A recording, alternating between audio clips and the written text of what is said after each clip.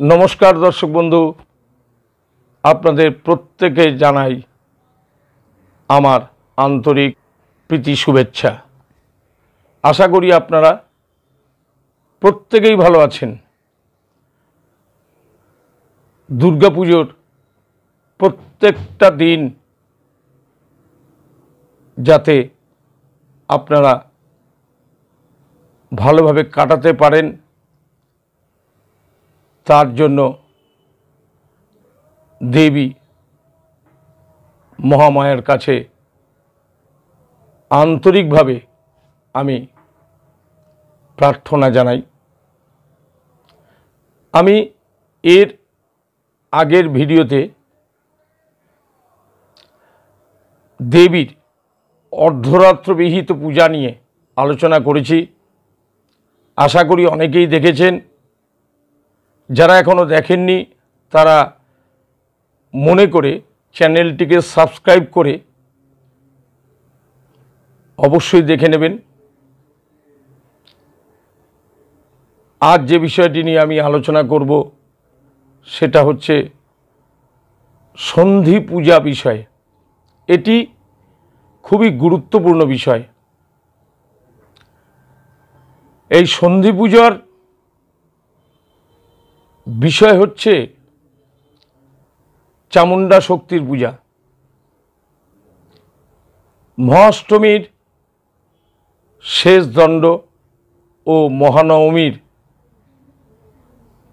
প্রথম দণ্ডে এই পূজা হয়ে থাকে, অর্থাৎ সর্বমোট ৪৮ মিনিটে এই পূজা হয়ে থাকে। সুতরাং এই সংক্ষিপ্ত সময়ের মধ্যে পূজা কিভাবে করবেন বা কিভাবে করতে হয় অবশ্যই আমি বলবো। যে সমস্ত পুরোহিত বন্ধু আছেন, বিশেষ করে যারা খুবই অভিজ্ঞ, তাদের উদ্দেশ্যে আমি বলবো না, কেননা তাদের কাছ থেকে আমার অনেক কিছু শেখার আছে। বিশেষ করে যারা নবাগত, যারা সবেমাত্র নেমেছেন, পূজা করবেন বলে মন স্থির করে ফেলেছেন, আমি তাদের উদ্দেশ্যে বলছি যে এই স্বল্প সময়ের মধ্যে সন্ধি পূজা কিভাবে করবেন। আগেই বলেছি এই সন্ধি পূজা করতে হয় আমাদের চামুণ্ডা দেবীর পূজা, যিনি চণ্ডমুণ্ডকে বধ করেছিলেন, তার জন্যই তার নাম চামুণ্ডা হয়েছে। দেবীর ত্রিনয়ন থেকে এই দেবীর उत्पत्ति হয়েছে, অর্থাৎ দেবী মহামায়ার ত্রিনয়ন থেকে এই চামুণ্ডা দেবীর উৎপত্তি। বিভিন্ন পুরাণে বিভিন্ন রকম মত আমরা পাই। যেমন কালিকা পুরাণ, মার্কণ্ডেয় পুরাণ। কালিকা পুরাণে একরকম ধ্যানের কথা বলা হয়েছে, আবার মার্কণ্ডেয় পুরাণে আরেক প্রকার ধ্যানের কথা বলা হয়েছে। আবার কোনো কোনো বইতে নির্দেশ দেওয়া হয়েছে, বিশেষ করে রঘুনন্দন ভট্টাচার্য মহাশয়, যাকে মান্যতা আমরা সকলেই দিই, যার নির্দেশ অনুযায়ী আমরা সমস্ত রকম ক্রিয়াকর্ম করে থাকি। তিনি এক জায়গায় বলছেন যে সন্ধি পূজায় নতুন করে কোনো স্বস্তি বাচনের প্রয়োজন নেই, সংকল্পের প্রয়োজন নেই। ভালো করে দেখে রাখবেন, আশা করি এটা জানেন অনেকেই। কিন্তু পণ্ডিত প্রবর শ্যামাচরণ বিদ্যাবারিধি মহাশয়, পণ্ডিত প্রবর বামদেব মহাশয়, ওনার গ্রন্থে আমি পেয়েছি, বা আপনারা অনেকেই জানেন, বৃহদানন্দিকেশ পুরাণোক্ত দুর্গাপূজার বই খুললেই দেখতে পাবেন সেখানে স্বস্তিবাচন, স্বস্তি সুক্ত, সূর্যার্ঘ এবং পঞ্চগব্য দ্বারা স্নান, অষ্টকলশ দ্বারা স্নান ইত্যাদি কথা বলা হয়েছে। কিন্তু আবার কোনো কোনো বইতে সন্ধি পূজায় স্নানের কথা উল্লেখ নেই, সংকল্পের কথা উল্লেখ নেই। যাই হোক বন্ধু, আমার ক্ষুদ্র অভিজ্ঞতা অনুযায়ী,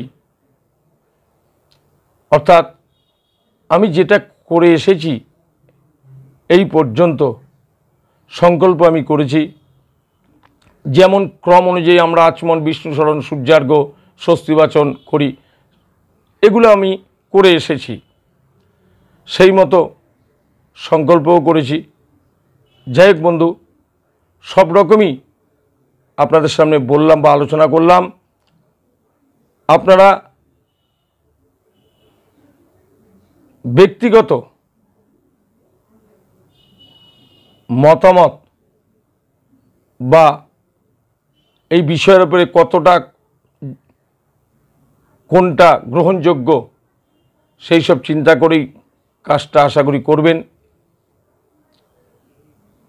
আগেই বলেছি, সন্ধি পূজার সময় হচ্ছে 48 মিনিট। নিয়ম অনুযায়ী বা ক্রম অনুযায়ী আপনাদের যেটা করতে হবে সেটা হচ্ছে প্রথমে বসে আচমন করবেন, বিষ্ণু স্মরণ করবেন, সূর্যার্ঘ্য দেবেন, স্বস্তিবাচন করবেন, স্বস্তি সুক্ত অবশ্যই করবেন। এগুলো ক্রম অনুযায়ী অবশ্যই করবেন। তার আগে বলবো, যেহেতু সন্ধি পূজা খুব কম সময়ের মধ্যেই হয়, তার মধ্যে চামুণ্ডা দেবীর ধ্যান থেকে শুরু করে, তার আবাহন থেকে শুরু করে অঙ্গন্যাস, করন্যাস, মানসোপচারে পুজো, বিশেষার্ঘ্য স্থাপন ইত্যাদি সবই করতে হয়। তার আগে অর্থাৎ পুজোর অন্তত 1.5 থেকে 2 ঘন্টা আগে এই পূজার উপকরণগুলো হাতের সামনে ঠিকঠাক আছে কিনা সেটা অবশ্যই দেখে নেবেন। 108টা প্রদীপ সমস্ত রেডি করে রেখে দেবেন। প্রদীপ জ্বালাবেন না, রেডি করে রেখে দেবেন। এবং মণ্ডপে তো অনেকেই থাকেন, তাদের দিয়ে কাজটা করে নিতে হয়। এবং 108টা পদ্মফুল সেটা প্রস্ফুটিত করিয়ে নেবেন, কেননা মণ্ডপে অনেকেই থাকেন। এগুলো সব হাতের সামনে গুছিয়ে রেখে দেবেন। সে পঞ্চগব্যটা হোক, সে মধুপর্ক হোক, দেবী পূজার উপকরণাদি হোক, এগুলো সব হাতের কাছে রেখে দেবেন। তারপরেই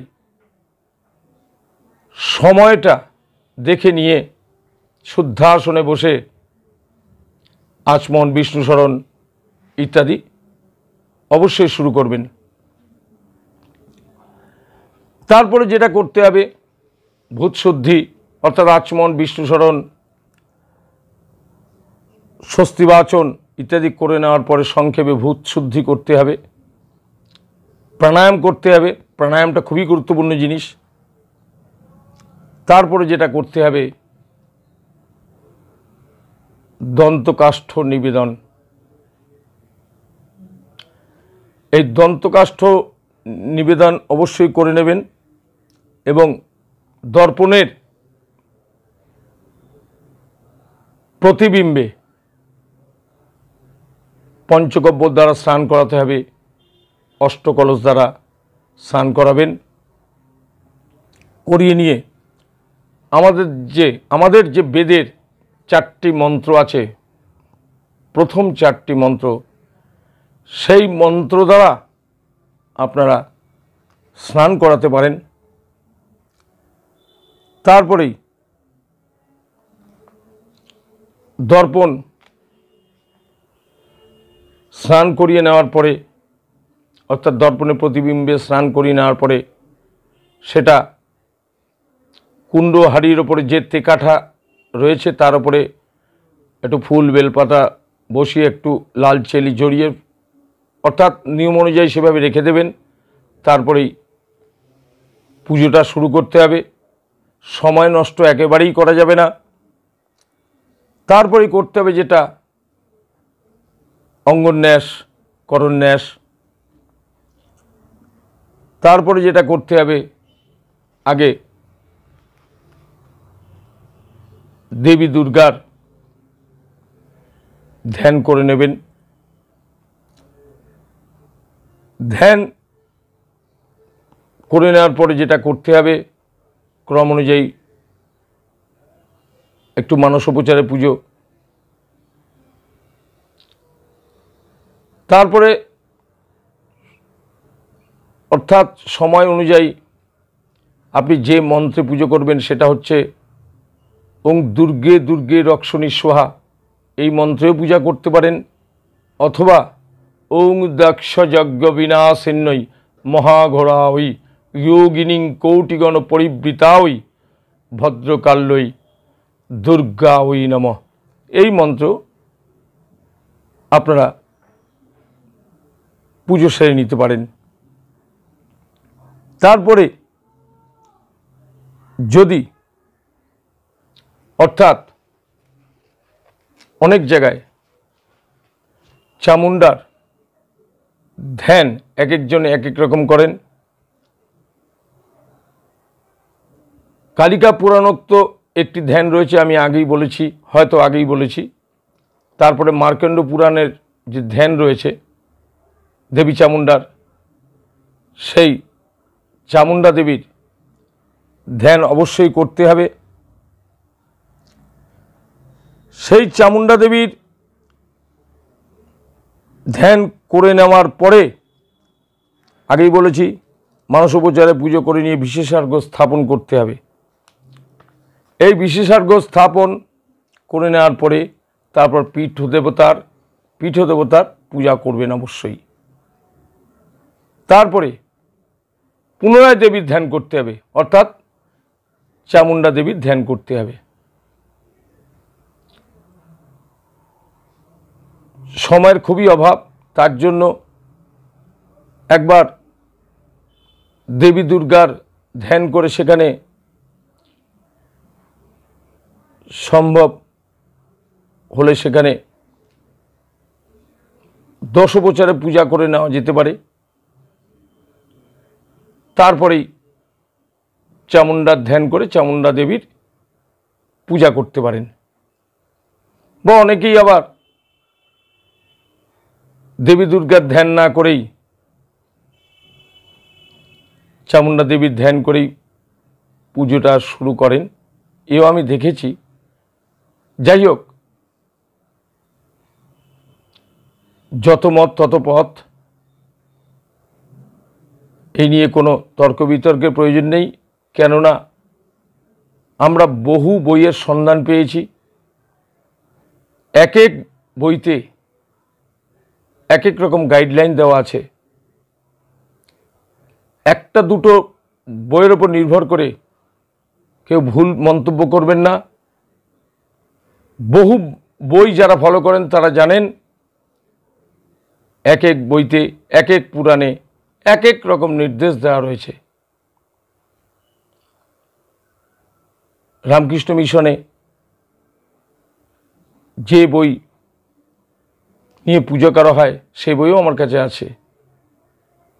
কালিকা পুরাণ মতে বইও আছে, বৃহদানন্দেশ্বর পুরাণ মতে বই আছে, দেবী পুরাণোক্ত পূজার বইও আমার কাছে আছে। এছাড়া আরও অনেক লেখকের বই আমার কাছে আছে। তার জন্য কোনো চিন্তার কারণ নেই। সিদ্ধান্ত যেটা নেবেন, যেটা আপনাদের মন থেকে আসবে যে না এটাই সঠিক, সেটাই করবেন। তারপরে যেটা করতে হবে, দেবী চামুণ্ডা দেবীকে অর্থাৎ দেবী চামুণ্ডার আবাহন করে নেবেন। এই দেবী চামুণ্ডার আবাহনের পরে দেবী চামুণ্ডার পূজা করবেন ষোড়শোপচারে। মূল মন্ত্র হচ্ছে ওং হ্রিং স্বাহ, ওং হ্রিং স্বাহ, এই হচ্ছে মূল মন্ত্র। এই মন্ত্রে চামুণ্ডা দেবীর পুজো করতে হবে। তারপরে যেটা করতে হবে, অষ্টদল পদ্মের উপরে অর্থাৎ যেটা আপনার অষ্টদল পদ্মের পূর্ব দিকে যেটা অষ্টযোগিনীর পূজা করবেন,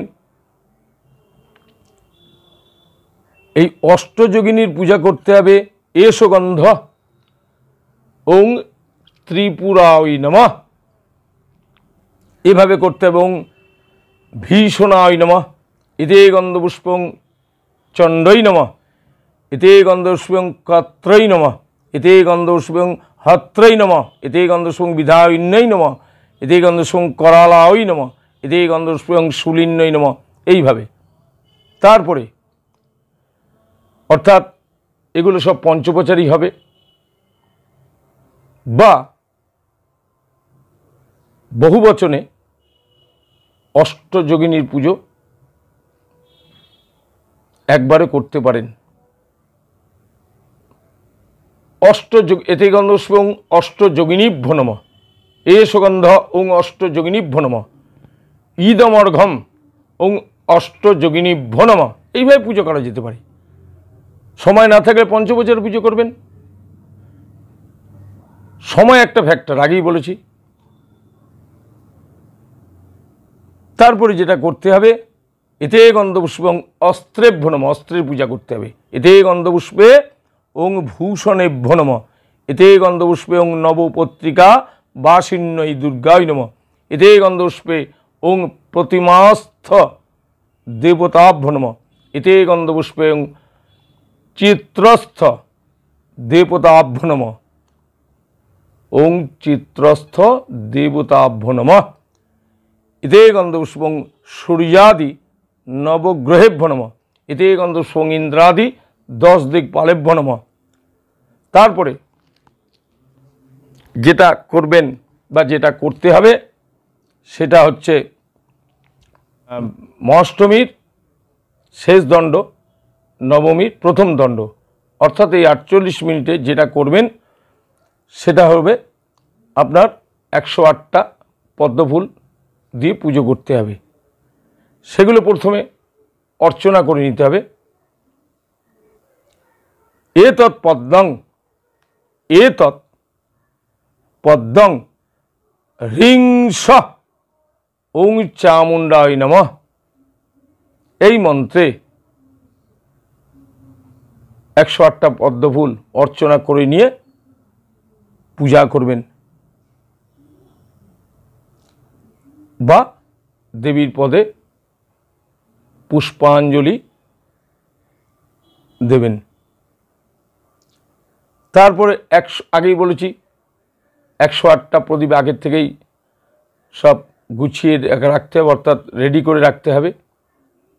সেগুলোকে আবার অর্চনা করতে হবে। একটু ত্রিপত্র দ্বারা জলে ছিটা দিয়ে অর্চনা করবেন। বং এতেভ্য অষ্টতর শতসংখ্যক দ্বীপেভ্যো নমঃ, জলে ছিটা দেবেন 3 বার। তারপরেই যেটা করতে হবে, এতে গন্ধপুষ্পে এতৎ অধিপতয়ে অগ্নয়ে নমঃ, তারপরে ফুলটা, তার পরে ফুল দিয়ে যেটা বলবেন সেটা হচ্ছে এতে গন্ধপুষ্পে এতৎ সম্প্রদানায় ওং হ্রিং স্বাহ চামুণ্ডায় নমঃ অর্চনা করে নেওয়ার পরে 88 দীপের সংকল্প করতে হবে। সংকল্পটা করবেন ওং বিষ্ণুরম তৎসদদ্য আশ্বিনে মাসি শুক্লে পক্ষে মহাষ্টমী মহানবমী সন্ধ্যৌ। ঠাকুরমশাইয়ের গোত্র অবশ্যই উল্লেখ করবেন। ঠাকুরমশাইয়ের নাম বলে দেব শর্মা। শ্রী চামুণ্ডা প্রীতি কাম এতান 88 দীপান অগ্নিদৈবতান অর্চিতান চামুণ্ডাই দেব্যই থুব্যমহং সম্প্রদদে। তারপরে এতে 88 সংখ্যক দীপা রিংস ওং চামুণ্ডায় নমঃ। এই দ্বীপ অর্থাৎ 108টা দ্বীপ সম্ভব না একসাথে তোলা, অন্তত একটি মাত্র প্রদীপ তুলে নিয়ে দেবীর নেত্রদেশ পর্যন্ত অর্থাৎ নেত্রের উদ্দেশ্যে বা মুখমণ্ডলের উদ্দেশ্যে একটু ঘুরিয়ে নিতে হবে প্রদীপটাকে। তারপরেই যথাশক্তি জপ করতে হবে।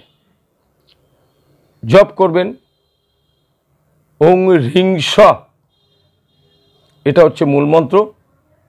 এই মূল মন্ত্রে অন্তত ন্যূনতম 28 বার জপ করে নিতে হবে। তারপরে জপ করার পরে জপ সমর্পণ করতে হবে। তারপরে দেবীকে প্রণাম করে নিয়ে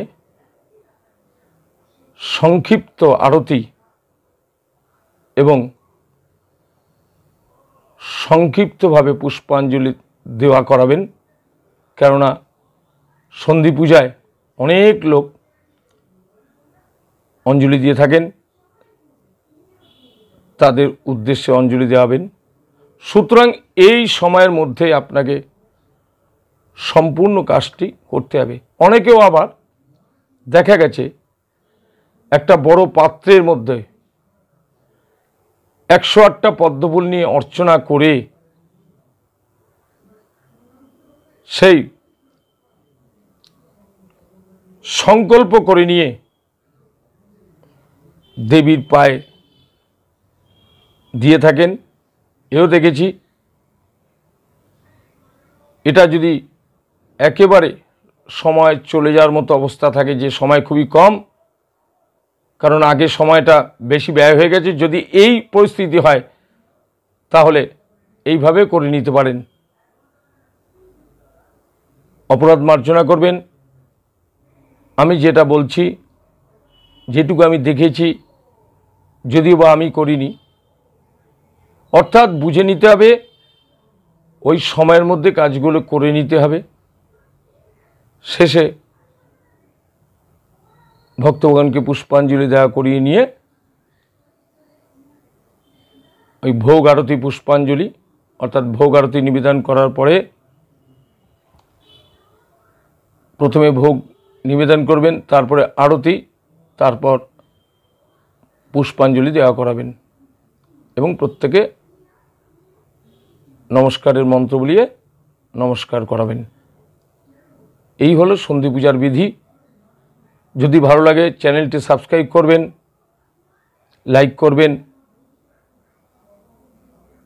যদি আপনাদের ভালো না লাগে তাহলে খারাপ মন্তব্য করার কোনো প্রয়োজন নেই, আমাকে সরাসরি ফোন করতে পারেন। যদি ভুল ত্রুটি থাকে আমি অবশ্যই শুধরে নেব। এই বলেই আজকের অনুষ্ঠান আমি শেষ করলাম। নমস্কার, ভালো থাকবেন, ভালো থাকবেন, ভালো থাকবেন।